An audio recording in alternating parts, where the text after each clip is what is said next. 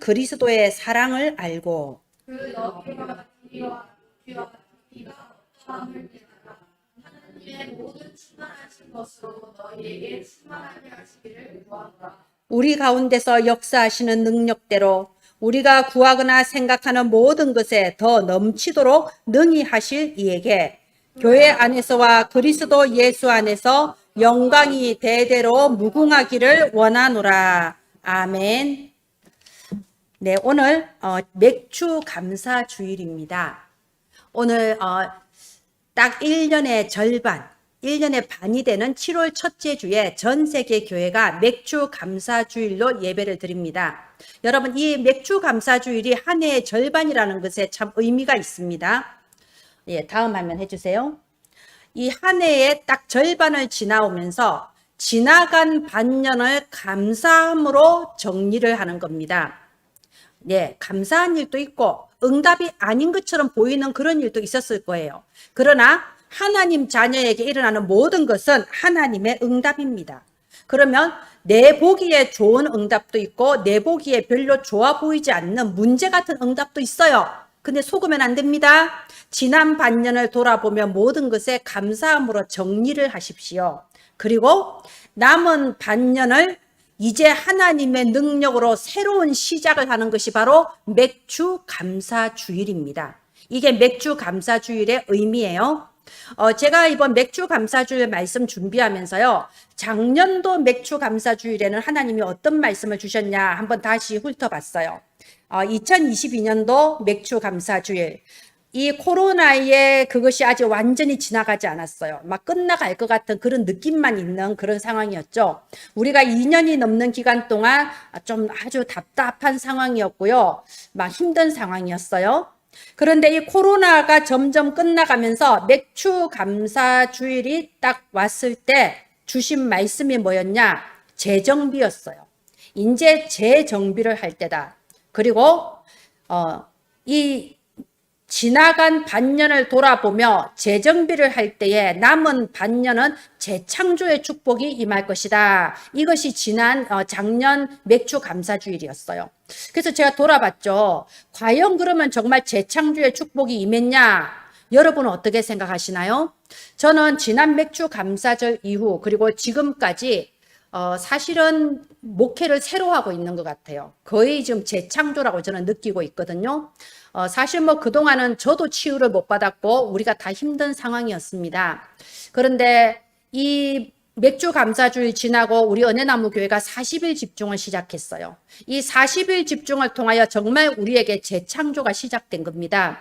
40일 집중을 끝내고 임직식이 딱 이제 진행되었죠. 그러면서 이 임직식 끝나고 오늘은 좀 많이 결석하셨는데 새 식구들을 하나님께서 자꾸 보내주시기 시작하셨어요. 뭐 우리 교회만 그런 게 아니고 지금 흐름이 그런 것 같습니다. 그러면서 새로운 식구들이 한 분, 두 분 오시고 또 재창조라고 느껴지는 게 뭐냐면 이번 올해부터는 서밋 교실을 제가 하는 게 아니고 조서영 집사가 하잖아요. 그리고 이제 8월 되면 김현 랩런트가 할 거예요. 저한테는 이게 큰 응답입니다. 어제도 서밋 교실을 했는데 제가 어제 느꼈어요. 나 이제 어린이 사역을 직접 하기는 힘들겠다. 왜냐하면 아이들이 옆에서 막 고함 지르고 지나가니까요. 머리가 아프더라고요. 제가 전에는 안 그랬거든요. 제가 특이한 건데 저는 봉고차에 애들 10명 태우고 다니고 애들이 와글와글 떠들고 다른 선생님이 좀 시끄럽다 조용히 해라 그래도 저는 한 번도 시끄럽다고 느껴본 적이 없어요. 아이들이 제기에는 시끄럽지를 않았거든요. 근데 어제 서밋 교실한테 몇 명 안 되잖아요. 근데 옆에서 공 차고 막 지나가는데 왜 머리가 아프지? 막 이러면서 내가 이제 할 때가 아니구나. 그래서 조서영 집사나 김현 랩런트가 안 오면 안 하고 싶다. 나 이제 힘들어서 못 하겠다. 막 이런 생각이 들더라고요. 그래서 이게 재창조네. 여러분 지난 맥주 감사주일에 재정비, 재창조 40일 새벽 집중이 우리에게 재정비, 영적 재정비의 시간이었어요. 그리고 그 이후에 하나님이 지금까지 재창조의 응답을 주셨습니다. 자, 그러면 올해 맥주 감사주일에는 어떤 말씀을 주셨냐? 제가 아까 말씀드렸죠. 새로운 시작이에요. 지나간 반년을 감사함으로 정리하고 남은 반년은 여러분 새로운 시작이라고 보셔야 돼요. 자, 이 새로운 시작에 대해서 조금 더 말씀을 드릴게요.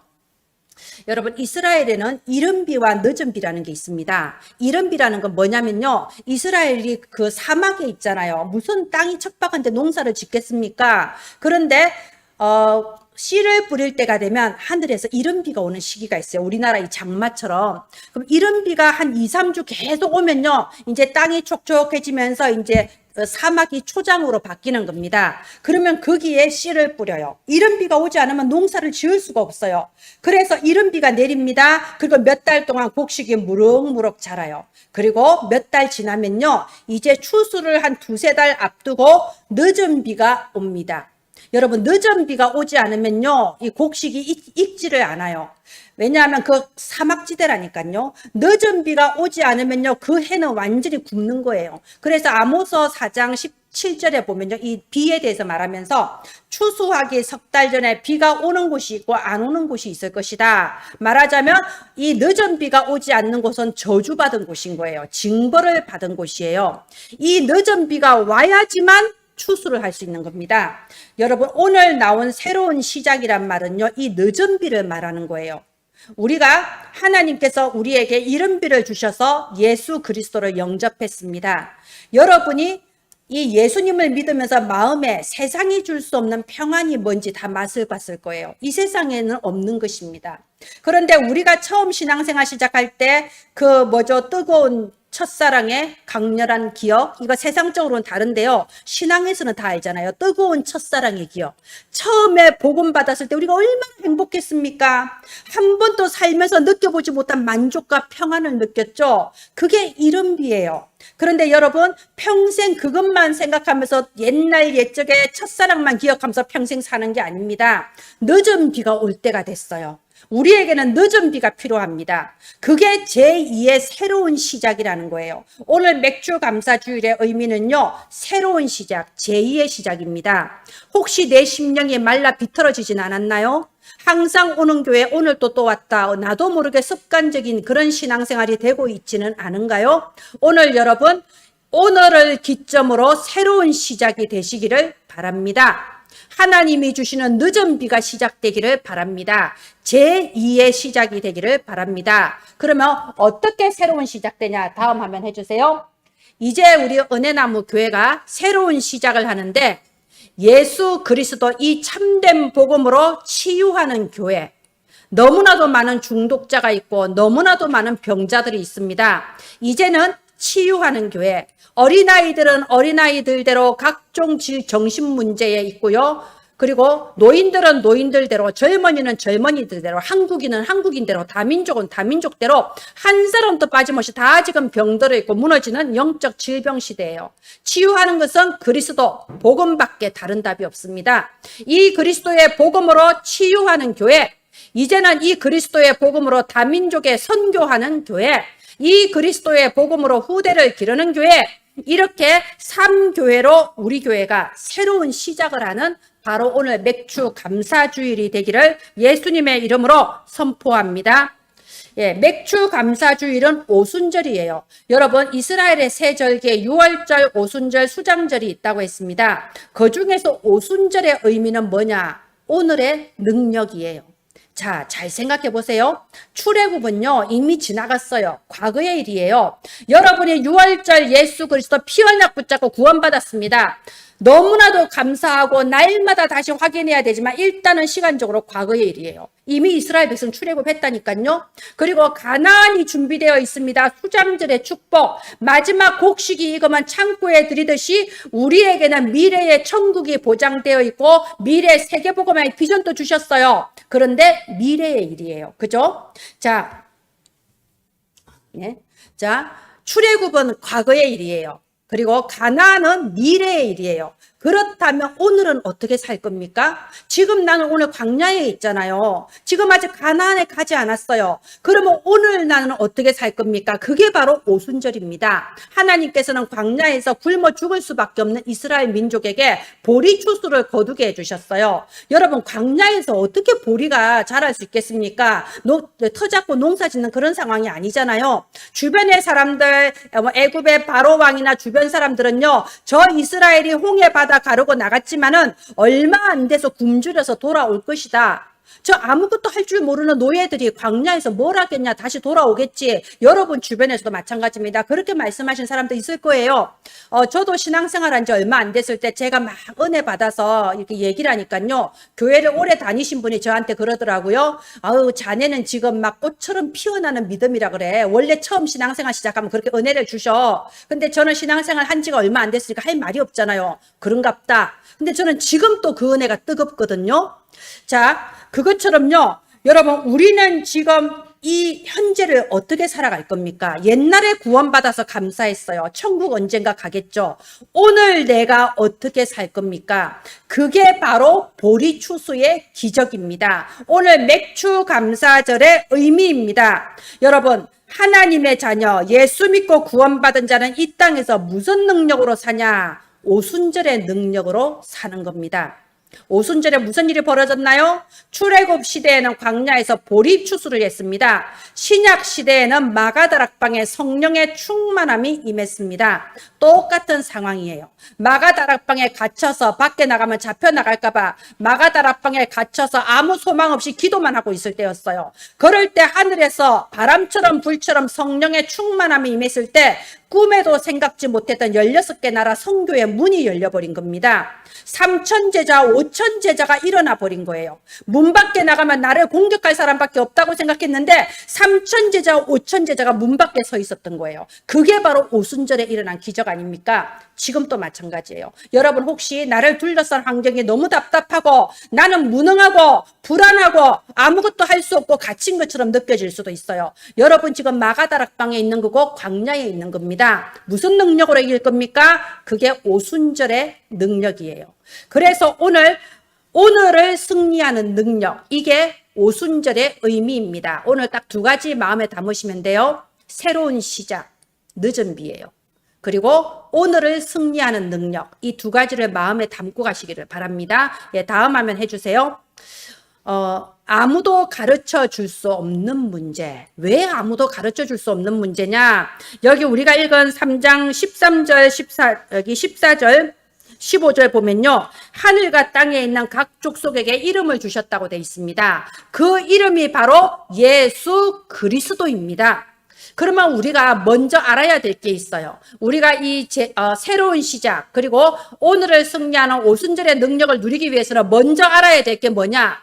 왜 하나님께서는 모든 족속에게 이 예수 그리스도라는 이름을 주셨냐? 이게 마음에 딱 담겨야 되는 겁니다.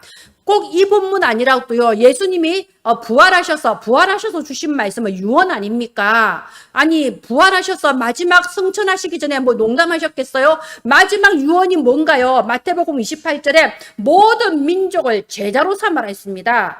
마가복음 16장에 너희는 만민에게 복음 전하라고 했습니다. 사도행전 1장 8절에 땅 끝까지 증인이 될 것이라고 했습니다. 왜 하나님께서는 모든 족속, 모든 민족, 만민, 땅 끝을 말씀하셨나요? 바로 이것이 가장 먼저 여러분의 마음속에 각인이 돼야 돼요. 왜 237 나라, 왜 세계복음화인가, 왜 그리스도 아니면 안 된다고 하는가, 이것이 각인이 돼야 되는 겁니다. 이게 각인되지 않으면요, 여러분 아무리 전도와 선교, 세계복음화 외쳐봤자 거짓말이에요. 껍데기예요. 여러분보다 좀 잘 사는 것 같은 사람 앞에 가면 떨려서 말을 못해요. 내 꼴이 초라해서. 그지요? 여러분보다 못 사는 사람한테 가도요, 야, 직장을 어떻게 구할래? 야, 네가 앞으로 어떻게 할래? 이런 세상적인 얘기만 하고 있어요. 그게 각인 안 되면. 그게 사실 진짜 내 모습이거든요. 뭐가 가장 중요하다고요? 왜 모든 족속에게 그 이름을 주셨냐? 이게 각인돼야 돼요.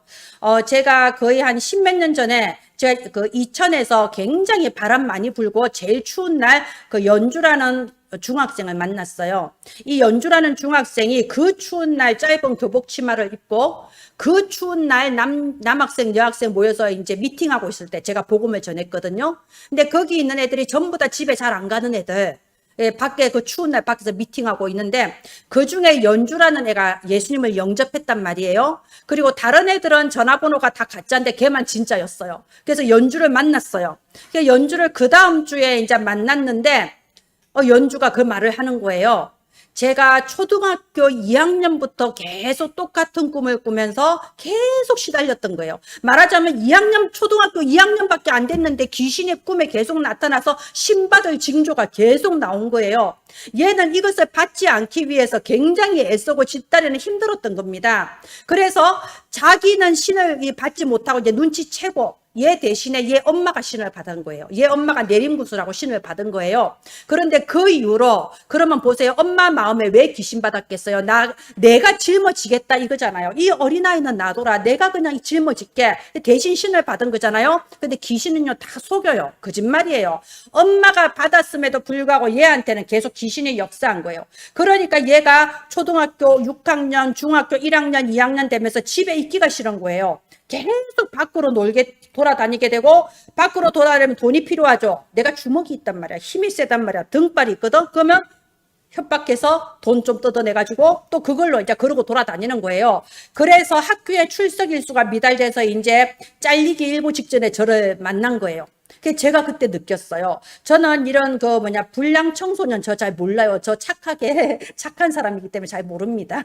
그랬는데 그 애를 보면서 느낀 거예요. 아, 이게 눈으로 보이는 게 다가 아니구나. 얘가 초등학교 2학년 때부터 그렇게 힘들어서 지금 또 이렇게 이 추운 날에 짧은 치마 입고 방황하고 돌아다니는데 단 한 사람도 거기에 답을 주는 사람이 없었다는 거예요. 얘한테 요구만 한 거죠. 학교 가야 돼. 어머니 아버지 말씀 잘 들어야 돼. 네가 이러고 다니면 안 돼. 너 커서 뭐가 될래? 계속 요구하고 실천 사항만 준 거지 눈에 안 보이는 영적 세계에 대해서는 알지도 못하고 답을 주지도 못했다는 거예요. 그래서 아무도 가르쳐 줄 수 없는 문제라는 겁니다. 여러분 세상은 우리 아이들에게 많은 것을 요구하죠. 공부해라, 말 잘 들어라, 엘리트가 돼야지, 예배 드려라. 그런데 그 모든 요구사항을 다 지키고 착하게 살아도 어느 날 나에게 닥치는 영적 문제는 해결이 안 돼요. 여러분 교회 가도 해결이 안 됩니다. 저 같은 경우도 제가 수요 예배 때 말씀드렸어요. 제가 고등학교 때는 토요일에는 불교 학생회를 가고 그리고 주일에는 성당을 가고 그 다음에 또 교회 청소년 예배 참석하고 그거를 몇 달을 한 거예요. 왜? 뭔가 갈급하니까 답이 없는 거예요. 저는 정말 이상했어요. 국민학교 때부터 이상했어요. 이 세상에 왜 이렇게 고통이 끝이 없는가. 내 주변에 어른들 보니까 행복한 사람 하나도 없고요. 내가 지금 어려서 힘이 없어서 고생한다고 보기에는 내가 어른이 되어도 행복할 기미가 안 보이더라고. 내가 봤을 때는요. 저는 진짜 인생에 답이 없었어요. 그래서 그렇게 불교, 성당, 교회 다 돌아다녔는데요. 일단 교회 선생님들은 저의 질문에 대해서 답이 안 나는 분들이셨고요.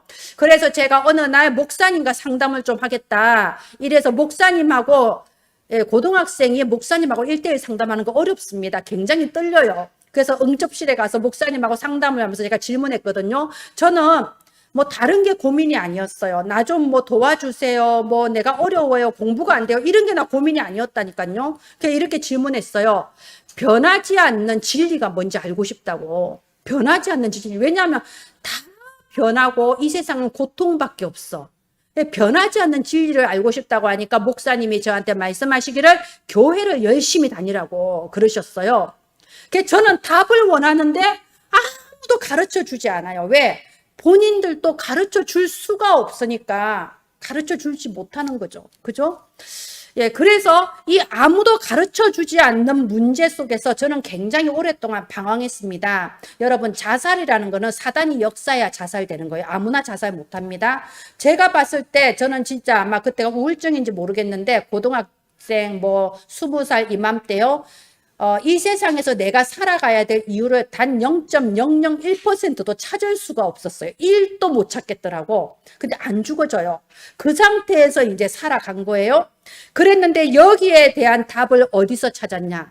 저는 예수 그리스도 복음 듣고 답을 찾았습니다. 예수 그리스도 이 복음 들었을 때 왜 우리 가문에 내리 이렇게 재앙이 올 수밖에 없었는가? 우리 아버지는 소중한 하나밖에 없는 딸에게 왜 그렇게도 모질게 할 수밖에 없었는가? 왜 내 주변의 어른들은 아무 상관없는 나한테 왜 그렇게 힘들게 했는가? 왜 이 세상은 이렇게 사람들이 술을 마시지 않으면 살 수가 없고 담배를 피우지 않으면 살 수가 없고 왜 이렇게 잘 사는 사람, 유명한 사람, 많이 배운 사람도 다 자살하는가? 재벌도 자살하고 국회의원도 자살하잖아. 교수도 자살하잖아. 왜 그럴 수밖에 없는가? 그 근본 이유를 저는 이 복음을 듣고 알았어요. 답이 난 거예요. 그리고 도저히 출구도 없고 희망도 없는 이 세상에 유일한 하나님이 주신 열쇠, 유일한 탈출구는 예수 그리스도 한 분밖에 없다는 사실을 복음을 듣고 저는 알았던 겁니다. 그래서 저에게는 이게 답이었어요. 오직의 답이었어요. 세상에 그 누구도 줄 수 없는 답을 그리스도 복음 안에서 얻은 겁니다. 저는 신앙생활 교회에 이렇게 다니기 시작하면서요, 뭐 새신자라고 잘해주고 그런 거 잘 모릅니다. 그런데 교회를 안 다닐 수가 없었어요. 주변의 사람들이 나한테 잘해줘서 교회 다닌 거 아니에요. 나한테 친절하게 다 잘해주고 뭐 교회 가면 선물 주고 그래서 다닌 게 아니라니까요.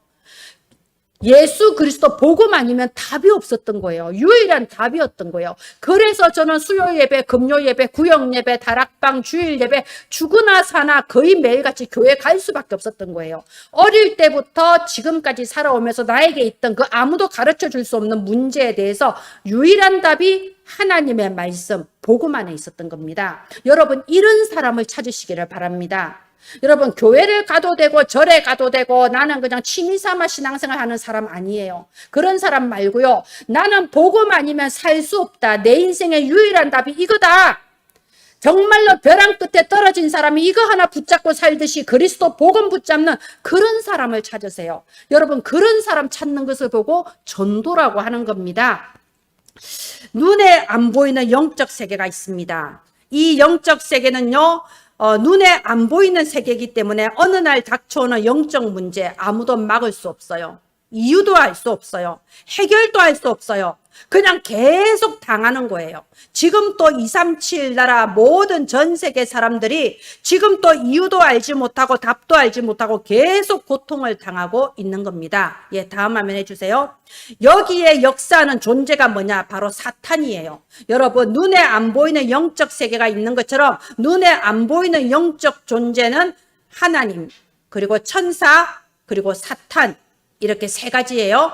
그런데 이 사탄이 마치 암세포가 몸에 들어온 것처럼 지금 또 여러분의 육신 속에, 여러분의 마음과 생각 속에, 여러분의 가문에 지금 또 계속 공격하고 들어오는 거예요. 이 암세포가 하나 생기면 옆으로 막 전이가 되고 번지잖아요. 그것처럼 모든 사람을 고통 주는 거예요. 특별히 미신과 우상으로 역사합니다. 여러분, 저희가 불교에서 오래 있었어요. 제가 원래 불교를 좋아합니다. 왜냐하면 정말 아무 데서도 답을 찾을 수 없었는데 그나마 저에게 인생은 고해다라고 가르쳐 준 게 불교였어요. 고해가 무슨 뜻인가 쳐요?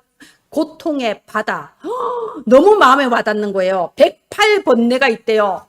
이게 답이구나. 근데 알고 보니 답이 아니고 진단이었어. 진단은 잘하는데 치료가 안 되는 게 문제였던 겁니다. 다 좋은데 구원만 없었던 거예요. 그래서 저는 불교가 저한테 맞았습니다. 그런데 보세요.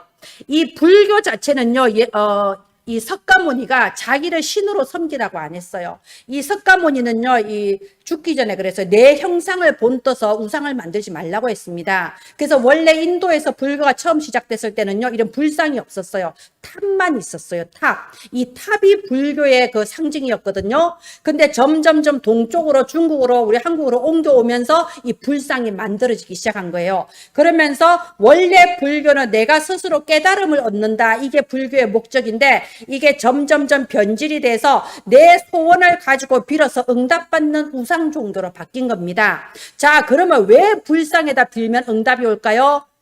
우리 교회는 조그만 교회이기 때문에 불교에서 공격이 안 들어와요. 제가 무슨 말을 해도 여러분만 보거든요. 예, 그래서 말하겠습니다. 이렇게 불상 앞에서 비나이다 비나이다 정성 들이고 빌면요, 거기에 사단이 역사를 하는 거예요. 그래서 응답을 주는 거예요. 뭐 사탄이 주든 뭐 하나님이 주든 응답 받으면 좋습니까? 아니에요. 사탄이 주는 응답은요, 잠깐 문제가 해결되는 것 같은데 나중에 더 큰 재앙을 가지고 와요. 제가 그런 가문에서 살아서 안다니까요. 예, 이렇게 사단이 역사에서 이런 미신과 우상으로 역사합니다. 좀 더 수준 높게 하는 게 사상이죠. 저는 고등학교 때 이 니체를 좋아했어요. 니체 들어보셨죠? 샤르트르, 까미 다 들어보셨을 거예요. 이 실존주의 철학이 제 마음에 들더라고요. 그런데 제가 한참 이렇게 니체에 빠져 있다가 이제 어느 날 이제 불교 경전을 읽기를 시작한 거예요. 근데 불교 경전을 읽으면서 느꼈어요. 어쩌면 니체의 사상하고 불교 사상이 그렇게도 똑같아요. 짜라투스트라는 이렇게 말했다. 오지 않는 초인을 기다린다. 이게 니체 사상이거든요. 불교에도 미륵불을 기다려요. 거의 비슷합니다. 그리고 스스로 노력해서 초인이 되라는 게 그 사상이에요. 그래서 여러분 뉴에이지 사상과 불교 사상과 실존주의 철학이 굉장히 비슷한 부분이 많아요. 그래서 보면 유럽의 젊은이들이 불교, 힌두교를 보고 막 탐닉하고요. 막 뉴에이지 사상에 빠지는 게 자기들은 신기해서 그러거든요. 자기들은 옛날부터 기독교 사상밖에 모르다가 그거 보니까 신기해서 그러는데 제가 봤을 때는 동양에서는 몇천 년 전부터 있던 그 불교 사상일 뿐이에요. 그래서 이런 사상을 가지고 흑암 문화화를 해요. 지금 디즈니나 뭐 영화, 각종 애니메이션 거기 보면요. 그런 문화를 통해서 다 그런 사상을 전달하잖아요. 여러분 매트릭스 옛날 영화인데 보셨죠? 매트릭스 1은 굉장히 재밌어요. 제가 한 대여섯 번 본 것 같아요. 매트릭스 2 가니까 뭔가 좀 이상해. 매트릭스 3까지 가니까요. 이거는 불교에서 홍보용으로 만든 영화인가? 완전히 불교 도교 사상이 거기 다 나오더라고요. 이런 식으로 모든 애니와 디즈니 뭐 영화 이런 곳에 바로 이런 뉴에이지 프리메이슨이 사상을 심어주고 있는 겁니다. 목적은 뭔가요? 후대를 공격하는 거예요. 후대를 말살시키는 겁니다. 여러분 영적 세계는 시공간을 초월하는 거예요. 원래 영적 세계는 시공간을 초월하는 겁니다. 그래서 사탄이 주는 영적 문제도 시공간을 초월합니다. 여러분에게 지금 어떤 힘든 부분이 있나요? 혼자 있는 시간에 혼미해지나요? 각종 불신앙과 불안이 들어오나요? 여러분에게 지금 공격하는 그 흑암은 여러분의 자녀와 자손에게는 순식간에 공격해서 바로 대물림이 되어 버린다 이겁니다. 예, 다음 화면 해주세요. 그래서 여러분 우리는 오늘을 승리하는 능력이 필요해요. 그 오늘을 승리하는 능력이 뭐냐? 여러분 기억하세요. 단 하루도 빠지지 말고 말씀, 기도, 전도의 흐름 속에 있기를 바랍니다. 왜 제가 지금 단 하루도 빠지지 않고라는 단서를 붙이냐? 여러분 다 아실 거예요. 여러분 하루라도 빠져보세요. 내가 오늘은 기도하지 말자. 오늘 말씀 듣지 말자. 명절이나 뭐 이럴 때 하루만 빠져보세요. 여러분 3일 동안 기도가 안 될 거예요. 왜냐하면요. 이게 리듬이거든요. 리듬이 한번 딱 끊어지면요. 다시 한번 예배의 리듬, 정시기도의 리듬 회복하기가 쉽지 않습니다. 그래서 이거를요. 계속 흐름을 유지하는 게 굉장히 중요해요. 우리 어머니가 지난주에 왔다 가셨다고 했죠. 제가 저희 어머니의 정서를 위해서 월요일부터 목요일까지 4일 동안 계속 트로트를 틀어드렸어요. 우리 어머니가 그래도 이 이미자 노래를 계속 틀어주면은 좀 이렇게 차분해지셔요. 그리고 이 반복되는 그 똑같은 돌림 노래를 잠깐 멈추세요. 이미자 노래에 딱 빠져가지고. 그래서 계속 트로트를 틀어주셔서 우리 어머니가 아주 4일 동안 기분 좋게 있다가 가셨어요. 아주 그냥 상태가 너무 좋아지시더라고요. 근데 부작용이 있어. 제가 그 4일 동안 기도를 안 한 건 아닌데 이 4일 동안 트로트를 내해리 들었더니 그 내 머릿속에 들어온 트로트가 없어지는데 일주일 걸리는 거예요. 아니 평소에는 내 진정사 뭐 이게 머릿속에 막 울리거든요. 근데 이제 뭐 찔레꽃피 뭐 이런 것만 머릿속에 막 울리는 동숙의 노래 두만강 이런 것이 머릿속에 일주일 동안 울리는 거예요. 이게 흐름이라는 겁니다. 여러분 그래서 하루도 빠지지 말고 말씀 날마다 오늘의 말씀 확인하세요. 제 목소리가 안 좋아도 유튜브 틀어 놓으라니까요. 기도 수천 메시지 들으세요. 하루도 빠지지 말고 여러분 딱 눈 뜨면 말씀을 드세요. 내 뇌에 각인이 돼야 됩니다. 하루도 빠지지 말고 그 말씀을 가지고 기도하세요. 흐름을 타야 됩니다. 오늘 나의 일정 속에 어떤 사람에게 어떤 답을 주기를 원하시냐? 전도에 대한 계획을 찾아서 세우라니까요. 이게 흐름이에요. 우리는 신앙생활을 마치 우상숭배하듯이 옛날에 엄마들이 어디 가서 100일 기도하니까 아들을 낳았다 뭐 이런 식으로 40일 집중 기도를 해서 뭐 하나 응답받았다 그런 식으로 신앙생활 하는 게 아닙니다. 우리는 뭐 하나 기도해서 뭐 하나 응답받는 게 아니고요. 우리의 일생이 응답을 받는 흐름 속으로 들어가는 게 중요해요. 여러분, 이게 영적 세계는요, 거의 원리가 비슷합니다. 흐름이라는 게 있어요. 그래서 안 되는 흐름일 때가 있어요. 뭘 해도 안 될 때가 있어요.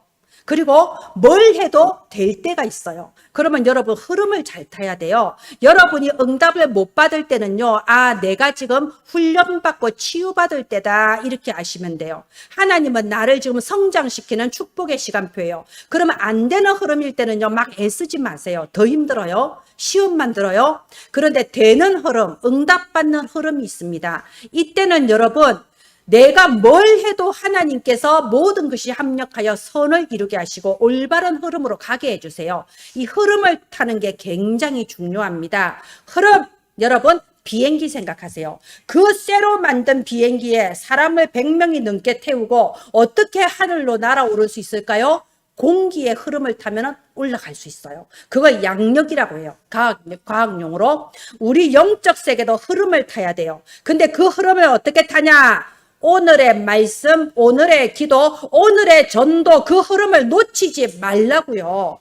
하루라도 놓치면 그거 다시 원상복구하는데 며칠 걸려버린다니까요. 그래도 영적인 힘이 있어서 수요 예배, 금요 예배, 새벽 예배 하면서 흐름을 다시 회복하면 다행인데 이게 또 금방 안 되는 케이스도 있잖아요. 그러면 그냥 한 달 가고 1년 가고 한 달 가고 1년 가고 흐름이 회복이 안 되면요. 어느 날 재앙이 와. 어느 날 문제가 옵니다. 그래서 우리에게는 이른 비뿐만이 아니라 늦은 비가 필요한 거예요. 여러분 오늘 맥주 감사주일 오늘부터 늦은 비의 축복을 회복하시기를 바랍니다. 새로운 시작이 되기를 바랍니다. 오늘부터 새로운 힘을 얻고 새로운 응답과 새로운 축복 속으로 들어가는 늦은 비의 축복을 2023년도 맥주 감사절부터 시작하게 되기를 바랍니다. 내가 정말 이 영적 흐름이 뭔지를 안다면 단 하루도 빠질 수가 없어요. 그래서 오늘의 말씀 여기 14절 15절 보세요. 14절 15절 보면 내가 하늘과 땅에 있는 각 족속에게 이름을 주신 아버지 앞에 무릎을 꿇고 비노니 이 바울은 무릎을 꿇고 기도한다고 하죠. 그러면서 16절부터 이렇게 쭉 여기 19절까지 바울의 기도 제목이 나옵니다. 뭐라고 돼 있나요? 여기에 16절에 보면요. 그의 성령으로 말미암아 우리가 왜 기도합니까? 여러분 말씀 듣는 시간에 깨달을 수 있어요. 근데 깨달으면요. 여러분 유튜브에서 인문학 강의 들으면 더 많이 깨달아요. 나보다 더 많이 배운 사람 교수님들 많다니까요. 그런데 우리가 왜 말씀을 듣고 그 말씀 붙잡고 기도합니까? 그의 성령의 역사하심을 믿기 때문이에요.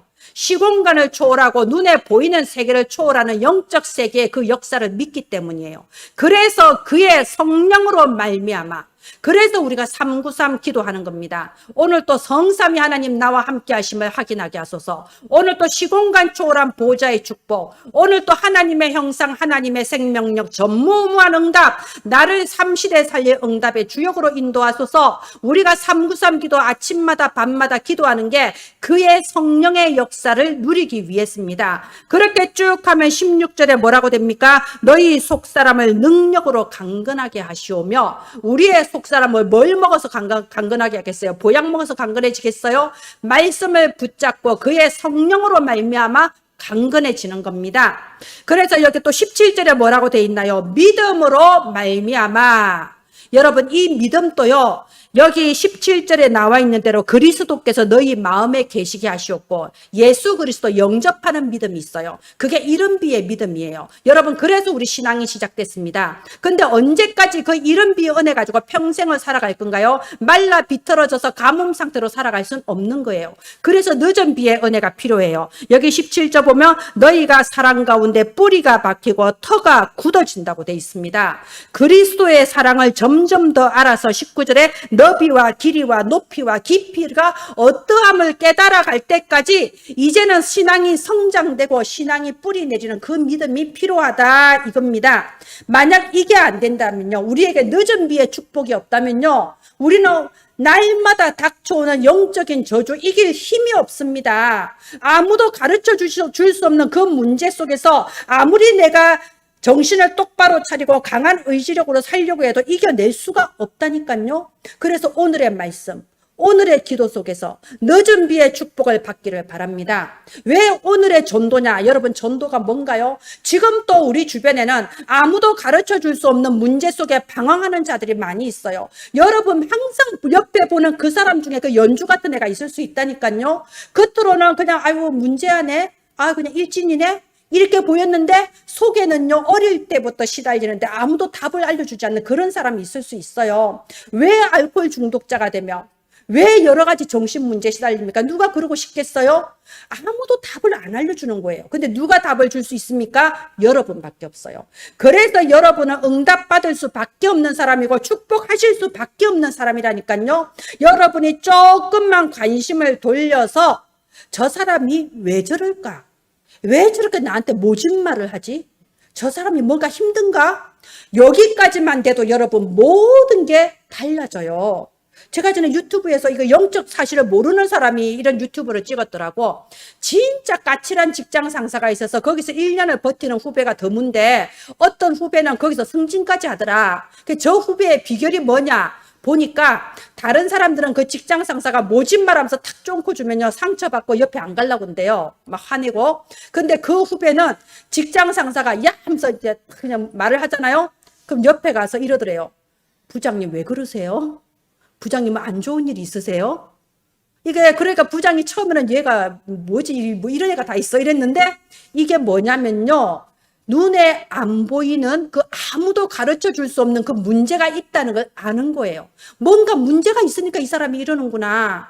그렇게 할 수 있는 사람이 여러분밖에 없다 이겁니다. 여러분이 조금만 내 옆 사람에 대해서 생각만 다르게 하고요. 무슨 일 있어요? 한번 질문만 해도 바로 그 순간에 여러분은 하나님과 방향이 맞는 사람이 되는 거고 하나님이 응답하실 수밖에 없는 흐름 속에 들어가는 사람이 되는 겁니다. 그래서 여러분 응답받을 흐름 속에 들어가기를 바랍니다. 뭐 하나 응답해 주세요. 그게 아니고 응답받을 수밖에 없는 그 조건을 이루기를 바랍니다. 말씀의 결론 넘겨주세요. 구원받은 자는 이 땅에서 무슨 능력으로 사는가? 오순절 맥주 감사절의 능력으로 삽니다. 그 능력은 보좌의 능력입니다. 그 능력은 눈에 안 보이는 영적 세계 시공간 초월한 능력입니다. 그래서 오늘 본문의 20절 보면요.